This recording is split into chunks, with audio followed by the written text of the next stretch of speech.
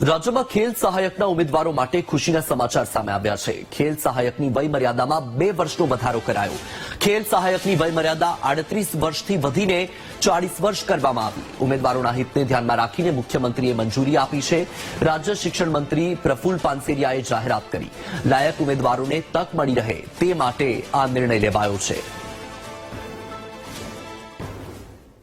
ખેલ સહાયકોના વયમર્યાદા 38 હતી અને 40 કરવામાં આવી છે। આદરણીય મુખ્યમંત્રીશ્રીના સૂચના પ્રમાણે ઘણા સમયથી આ એક પ્રશ્ન હતો અને ખેલ સહાયકો વારાઘડીએ ભરતી કરવાના ન હોય એ હેતુસર 38 ઉંમર વર્ષથી 40 વર્ષ કરવામાં આવ્યું, જેથી કરીને 2 વર્ષ પણ વધુ હોય તો એમને કઈ જગ્યાએ પર તક મળે।